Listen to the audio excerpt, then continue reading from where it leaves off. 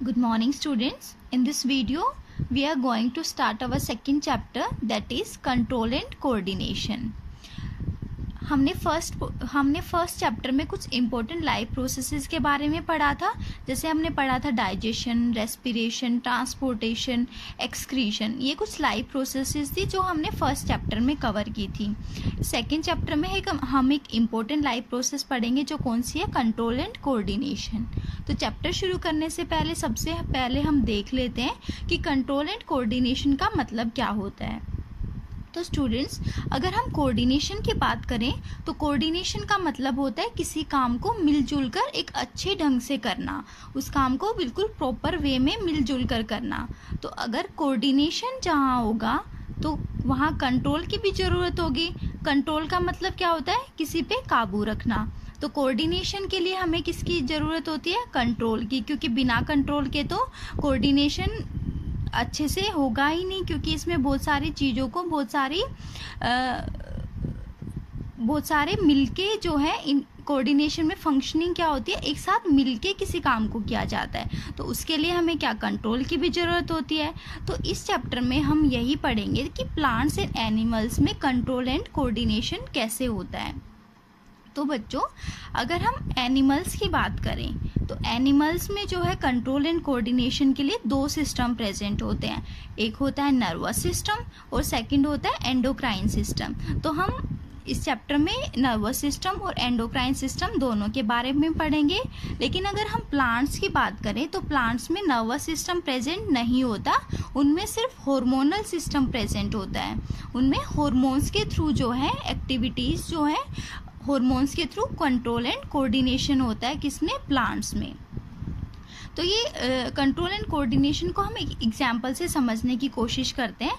जैसे हमने किसी गर्म चीज़ को छुआ, तो जैसे ही हम उस गर्म चीज़ को छूते हैं तो हम एकदम से फटाक से अपना हाथ हटा लेते हैं। क्यों हटा लेते हैं, क्योंकि वो चीज़ बहुत गर्म है और उसको अगर पकड़े रखें तो हमारा हाथ जल सकता है। इसलिए हम फटाक से जैसे ही उस चीज़ को हाथ लगाते हैं, हमें जैसे ही गर्म लगती है हम एकदम से फटाक से अपना हाथ हटा लेते हैं। तो ये कैसे होता है, ये हमारी बॉडी में कंट्रोल एंड कोऑर्डिनेशन का सिस्टम प्रेजेंट होता है, जिसकी वजह से हमें मैसेज मिलता है कि ये चीज़ गर्म है, जल्दी से अपना हाथ हटाओ। तो ये सब कंट्रोल एंड कोऑर्डिनेशन कैसे होता है ये हम देखते हैं।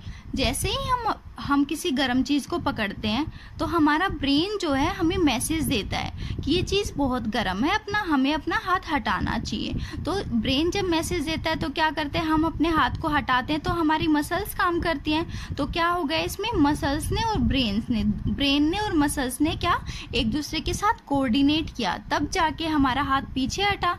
इसी तरह से हमारी बॉडी में जितनी भी एक्टिविटीज़ होती हैं वो कंट्रोल एंड कोऑर्डिनेशन की हेल्प से ही होती हैं। तो बच्चों, अगर हम कंट्रोल एंड कोऑर्डिनेशन की बात करें तो ये कैसे होता है हम ये देख लेते हैं। मान लीजिए हमारी बॉडी में बहुत सारे रिसेप्टर्स प्रेजेंट होते हैं। सबसे पहले अगर हम बात करें सेंस ऑर्गन्स की, तो हमारी बॉडी में कितने, 5 सेंस ऑर्गन्स प्रेजेंट होते हैं। कौन कौन से होते हैं वो, आईज होते हैं, नोज प्रेजेंट होती है, ईयर्स होते हैं,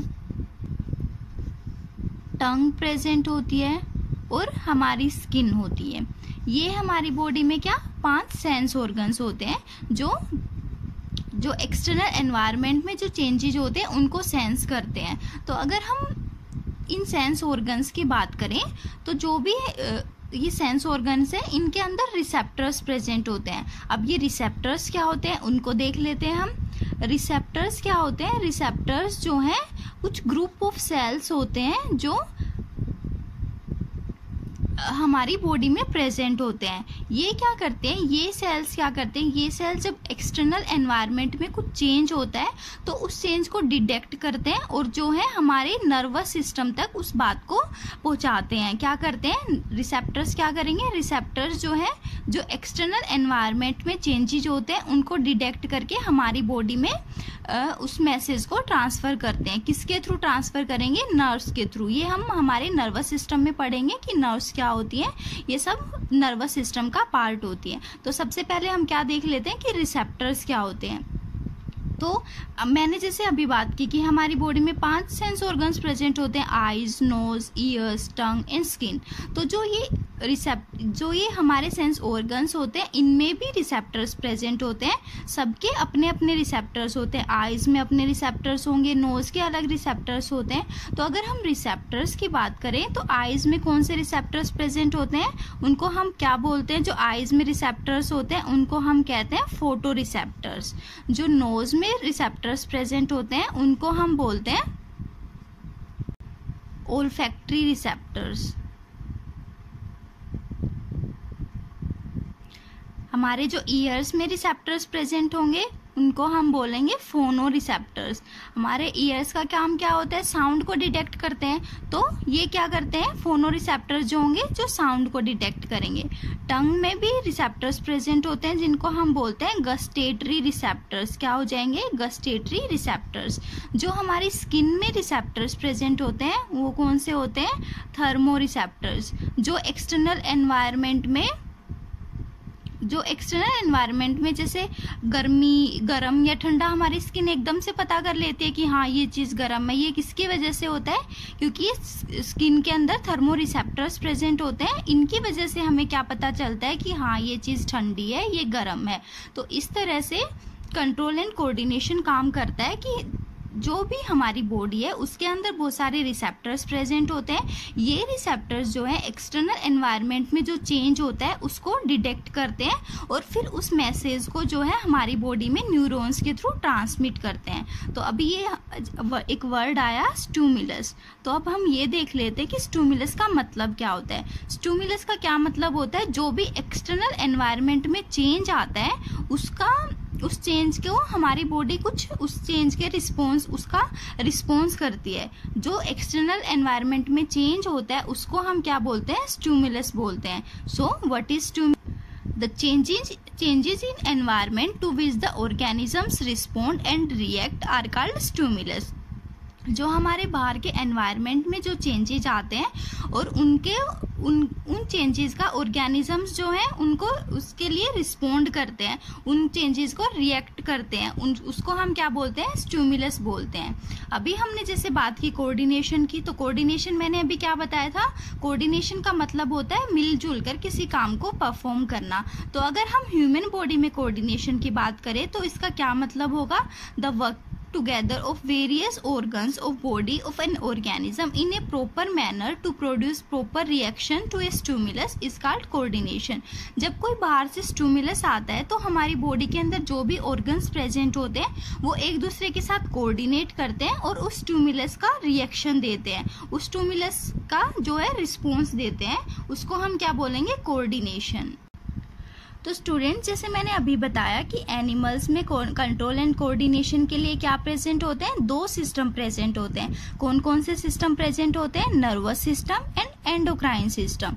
जो एनिमल्स में नर्वस सिस्टम प्रेजेंट होता है उसमें क्या होता है? बहुत सारे नर्व्स प्रेजेंट होती है, न्यूरॉन्स होते हैं जो मैसेज को ट्रांसफर करने का काम करते हैं। अगर हम एंडोक्राइन सिस्टम की बात करें तो एंडोक्राइन सिस्टम में क्या होता है? बहुत सारी एंडोक्राइन ग्लैंड्स प्रेजेंट होती है और ये ग्लैंड्स का क्या काम होता है? ये ग्लैंड्स जो है हार्मोन, कुछ केमिकल सिक्रीट करती हैं और ये केमिकल्स फिर पूरी बॉडी पार्ट्स तक जाके जो है मैसेज देते हैं या कुछ उसका फंक्शन करते हैं। तो क्या हो जाएगा? Endocrine system. एंडोक्राइन सिस्टम में एंडोक्राइन ग्लैंड्स प्रेजेंट होती हैं जो केमिकल्स को सिक्रेट करते हैं और उन केमिकल्स के द्वारा क्या होता है? कंट्रोल एंड कोऑर्डिनेशन होता है बॉडी में।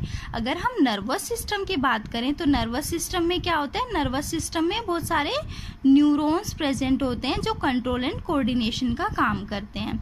तो अगर हम एनिमल्स में नर्वस सिस्टम की बात करें तो नर्वस सिस्टम का जो होता है वो फास्ट होता है, वो एकदम विद इन सेकेंड्स में काम करता है, बहुत क्विकली एक्शन होता है नर्वस सिस्टम का। लेकिन अगर हम एंडोक्राइन सिस्टम की बात करें तो एंडोक्राइन सिस्टम से जो कंट्रोल एंड कोऑर्डिनेशन का प्रोसेस होता है वो स्लो होता है और जो नर्वस सिस्टम होगा वो क्या होता है? फास्ट होता है। लेकिन अगर हम प्लांट्स की बात करें तो बच्चों प्लांट्स में जो है नर्वस सिस्टम अब्सेंट होता है, उनमें नर्वस सिस्टम नहीं होता, ओनली हार्मोनल सिस्टम होता है। मतलब उनमें जो केमिकल्स या जो हार्मोन्स होते हैं उनके द्वारा कंट्रोल एंड कोऑर्डिनेशन होता है। तो स्टूडेंट्स, अभी हम ये सबसे पहले ये देख लेते हैं कि कंट्रोल एंड कोऑर्डिनेशन होता कैसे है। तो जैसे मैंने अभी बात की कि जब भी कोई स्टिमुलस आता है, स्टिमुलस मतलब कोई बाहर एक्सटर्नल एनवायरनमेंट में चेंज होगा। मैंने अभी जैसे बात की थी कि जब हम किसी गर्म चीज को छूते हैं तो हम फटाक से अपना हाथ हटाते हैं, तो वो गर्म चीज क्या होती है, वो गर्म चीज हमारे लिए एक स्टिमुलस का काम करती है, क्योंकि वो एक्सटर्नल एनवायरनमेंट में ही प्रेजेंट होती है और वो कुछ चेंज होता है, मतलब वो बहुत ज्यादा गर्म होती है, तो हमारे लिए वो क्या स्टिमुलस का काम करती है। जैसे ही हम उसको छूते हैं तो हमारी स्किन में क्या होते हैं, रिसेप्टर्स प्रेजेंट होते हैं। तो जो स्किन में रिसेप्टर्स प्रेजेंट होंगे वो इस स्टिमुलस को क्या करेंगे, डिटेक्ट करते हैं। तो ये रिसेप्टर्स जो है मैसेज कहाँ तक पहुंचाते हैं, किस तक पहुंचा देते हैं, फिर नर्व्स तक पहुंचा देते हैं। कहाँ पहुंचाएंगे, नर्व्स को पहुंचाते हैं। नर्व सेल्स जो होती हैं वो किस में प्रेजेंट होती हैं, हमारा जो नर्वस सिस्टम होता है उसकी फंक्शनल यूनिट्स होती हैं नर्व्स। जो हमारा नर्वस सिस्टम होता है वो किन से मिलके बना होता है, बहुत सारी नर्व्स से मिलके बना होता है, इसलिए जो नर्व्स हैं वो नर्वस सिस्टम की फंक्शनल एंड स्ट्रक्चरल यूनिट होती हैं। फिर ये नर्व्स के थ्रू हमारा मैसेज कहाँ तक पहुँचता है, ब्रेन तक पहुँचेगा, और ब्रेन जो है फिर सारे बॉडी पार्ट्स तक उस मैसेज को पहुँचाता है, और फिर उसके जो स्टिमुलस है उसके रिस्पॉन्स देती है हमारी बॉडी। तो इस तरह से हमारी बॉडी में कंट्रोल एंड कोऑर्डिनेशन होता है। तो बच्चों सबसे पहले हम देख लेते हैं कोऑर्डिनेशन एनिमल्स में कोऑर्डिनेशन कैसे होता है, कोऑर्डिनेशन इन एनिमल्स। तो मैंने जैसे अभी बात की स्टिमुलस की, तो जैसे ही स्टिमुलस हमारे लिए एक मैसेज की तरह काम करता है, कैसे होगा कंट्रोल एंड कोऑर्डिनेशन एनिमल्स में, जब कोई मैसेज आता है हमारे पास तो वो मैसेज क्या होता है, सबसे पहले उस मैसेज को वो मैसेज जनरेट होता है। जैसे ही कोई स्टिमुलस आया तो हमें पता चलता है, तो मैसेज जनरेट होगा, फिर वो क्या होता है, ट्रांसमिट होता है, बॉडी के डिफरेंट पार्ट्स तक ट्रांसमिट होगा। ट्रांसमिट होने के बाद उस मैसेज का क्या होता है, इंटरप्रिटेशन होता है, मतलब सारे बॉडी पार्ट्स को बताया जाता है, और उसके बाद क्या होता है, इंटरप्रिटेशन के बाद क्या करती है हमारी बॉडी कोई भी एक्शन लेती है। तो इस तरह से जो है हमारी बॉडी में, जो एनिमल्स की बॉडी में क्या होता है, कोऑर्डिनेशन होता है। सबसे पहले जब कोई मैसेज आता है, मैसेज जनरेट होगा, उसके बाद मैसेज ट्रांसमिट होता है डिफरेंट बॉडी पार्ट्स तक। ट्रांसमिट होने के बाद जो है उस मैसेज का इंटरप्रिटेशन होता है, सारी बॉडी पार्ट्स तक वो मैसेज जाता है, उस मैसेज को बताया जाता है, और उसके बाद हमारी बॉडी जो है कोई एक्शन लेती है।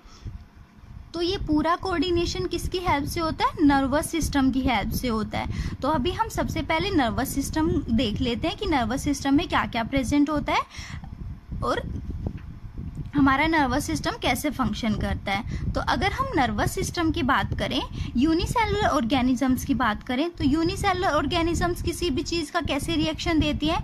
मान लीजिए हम यूनिसेलुलर बिल्कुल सिंपल ऑर्गेनिजम्स की बात करें, तो या तो उनके लिए अगर कोई चीज़ फ़ायदेमंद होगी तो वो उस चीज़ की साइड जाते हैं। तो मतलब अगर उस चीज़ की साइड, उस ऑब्जेक्ट की साइड, या जो भी स्टिमुलस होगा उसकी साइड जाएंगे तो वो क्या होगा, उनका पॉजिटिव रिस्पॉन्स होगा। लेकिन अगर वो उनको हार्मफुल लगता है तो वो उनसे दूर भागेंगे, तो उसको दूर भागेंगे तो हम क्या कहेंगे, वो उनका नेगेटिव रिस्पॉन्स है।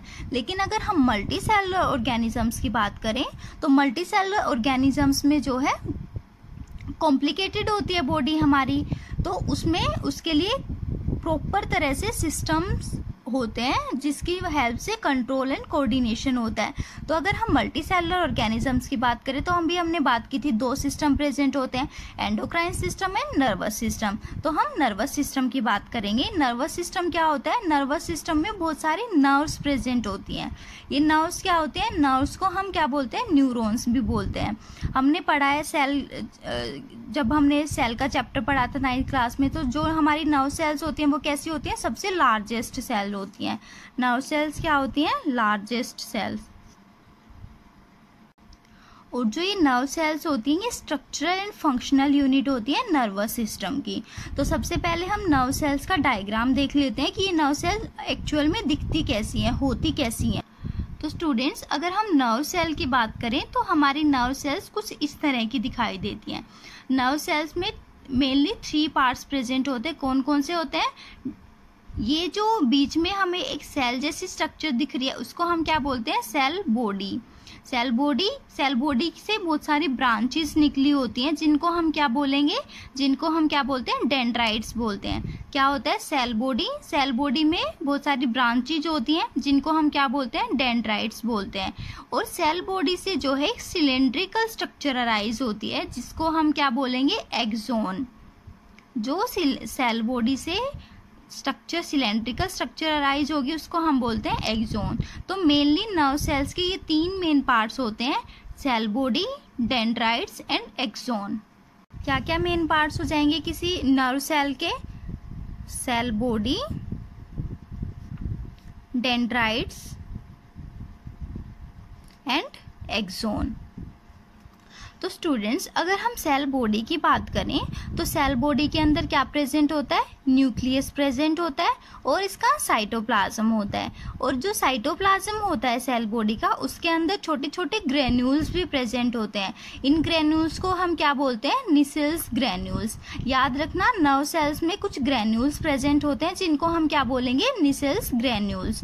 और इस सेल बॉडी से कुछ बहुत सारी फाइन ब्रांचेज अराइज होती हैं जिन ब्रांचेज को हम कहते हैं डेंड्राइट्स। और सेल बॉडी से एक सिलेंड्रिकल स्ट्रक्चर अराइज होती है जिसको हम बोलेंगे एक्सोन। एक्सोन आगे जाके कुछ ब्रांचेस में डिवाइड हो जाता है, वो क्या होती है, एक्सोन की एंडिंग होती है, नर्व सेल्स की एंडिंग, जिसको हम बोलेंगे नर्व एंडिंग। अगर हम इसका स्ट्रक्चर देखें तो जो एक्सोन का स्ट्रक्चर देखें तो एक्सोन के अंदर एक कवरिंग, एक्स्ट्रा बाहर से कुछ कवरिंग प्रेजेंट होती है जिसको हम क्या बोलते हैं, माइलिन शीथ बोलते हैं। क्या बोलते हैं, माइलिन शीथ। ये जो कवरिंग, जहाँ से ये कवरिंग कुछ स्पेस में ये कवरिंग अब्सेंट होती है, उस जहाँ ये कवरिंग अब्सेंट होती है उस जगह को हम क्या बोलते हैं, नोड्स ऑफ रनवेयर। याद रखना बच्चों, इसको हम रनवीर नहीं बोलेंगे, इसको हम क्या बोलेंगे, रनवेयर, नोड ऑफ रनवेयर। ये कहाँ प्रेजेंट होती है, जहाँ माइलिन शीथ अब्सेंट होती है वहाँ होती है नोड ऑफ रनवेयर। और जो एक्सोन के ऊपर से कवरिंग प्रेजेंट होती है जिसको हम क्या बोलते हैं, माइलिन शीथ। तो ये क्या हो जाएगी, एक नर्व सेल की स्ट्रक्चर होती है। नर्व सेल में क्या क्या प्रेजेंट होता है, सेल बॉडी प्रेजेंट होती है, सेल बॉडी से कुछ ब्रांचेज अराइज होते हैं जिनको हम क्या बोलते हैं, डेंड्राइट्स, और एक एक्सोन प्रेजेंट होता है। तो मेनली 3 पार्ट्स होंगे किसी नर्व सेल के, cell body, dendrites and axons. तो अगर हम अभी बात करें कि इनमें कैसे जो है मैसेज एक नर्व सेल से दूसरे नर्व सेल तक पास होता है। तो अगर हम बात करें नर्व सेल्स की, तो जैसे ये कोई भी नर्व सेल हो गई, तो ये हमारा एक्सोन, और ये इससे क्या होती है, ब्रांचेज अराइज होती हैं। ये क्या हो जाएगा, डेंड्राइट्स प्रेजेंट होते हैं इसमें बहुत सारे।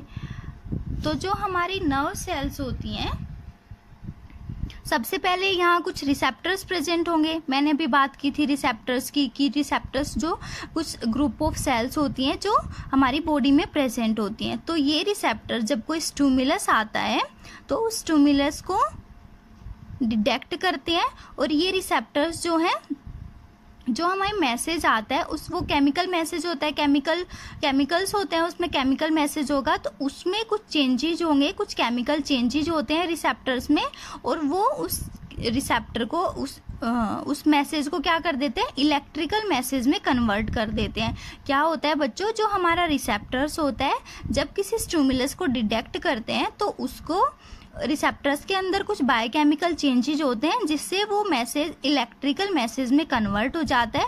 और याद रखना कि जो हमारे न्यूरॉन्स होते हैं वो हमेशा इलेक्ट्रिकल मैसेज को ही उनके थ्रू ट्रांसमिट होता है, इलेक्ट्रिकल मैसेज। तो जब कोई स्टिमुलस से रिसेप्टर्स के पास मैसेज आता है तो रिसेप्टर्स में कुछ बायोकेमिकल चेंजेज होते हैं जिससे वो रिसेप्टर जो है वो स्टिमुलस जो वो मैसेज है वो इलेक्ट्रिकल मैसेज में कन्वर्ट हो जाता है, और जो डेंड्राइट्स जो हैं उस मैसेज को रिसीव कर लेती हैं।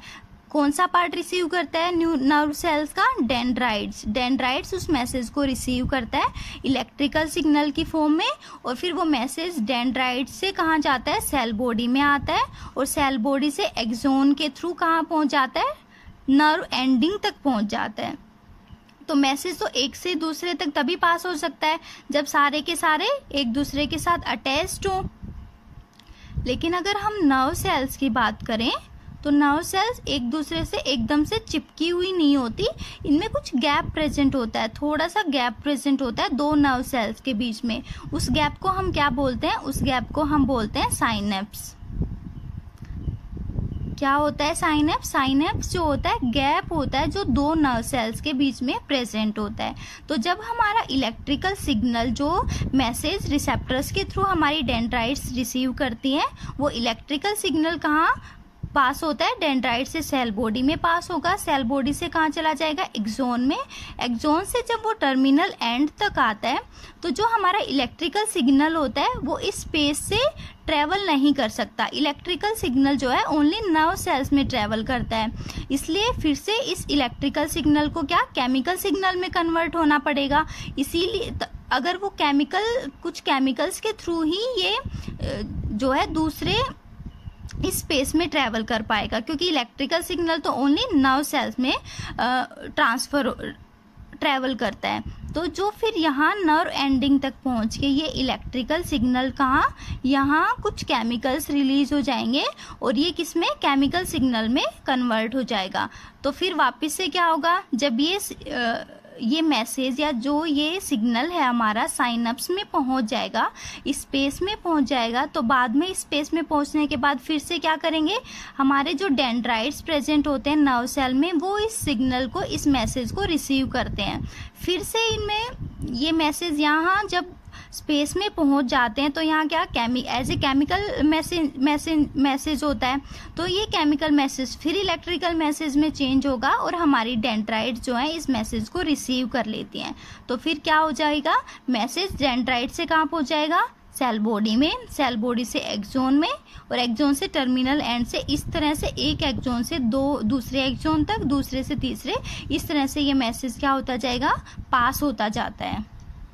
तो स्टूडेंट्स ये था कि जो हमारे मैसेज होता है वो बॉडी में कैसे ट्रांसमिट होता है एक पार्ट से दूसरे पार्ट तक। तो इसमें क्या सबसे ज़्यादा रोल किसका होता है? नर्व सेल्स का होता है। ये नर्व सेल्स जो है मैसेज को एक पार्ट से दूसरे पार्ट तक पहुंचाती हैं। तो स्टूडेंट्स अभी हमने क्या देखा? हमने नर्व सेल्स के स्ट्रक्चर के बारे में पढ़ा। इसके मेनली 3 पार्ट्स होते हैं, cell body, dendrites and axon. अगर हम डेंड्राइट्स की बात करें तो डेंड्राइट्स जो होती हैं वो सेल बॉडी से कुछ ब्रांचेस निकलते हैं जिनको हम डेंड्राइट्स बोलते हैं, और ये डेंड्राइट्स जो हैं रिसेप्टर से मैसेज को रिसीव करते हैं और कहाँ पहुँचाते हैं? ट्रांसफर कर देते हैं सेल बॉडी में। सेल बॉडी से मैसेज ट्रेवल करता है एक्सोन तक और नर्व एंडिंग के पास जाके वो मैसेज कहाँ? केमिकल्स की फॉर्म में कहाँ? साइनेप्स में रिलीज हो जाता है और फिर दोबारा से जो हमारी नर्व सेल्स के डेंड्राइट्स होते हैं वो साइनेप्स से उस मैसेज को रिसीव करते हैं और फिर कहाँ पहुंचा देते हैं? सेल बॉडी में, और सेल बॉडी से वो मैसेज कहाँ जाएगा? एक्सोन में। एक्सोन से नर्व एंडिंग तक इस तरह से हमारा मैसेज एक सेल से दूसरी सेल तक पास होता जाता है। So students, this was about the structure of nervous system and introduction of our control and coordination.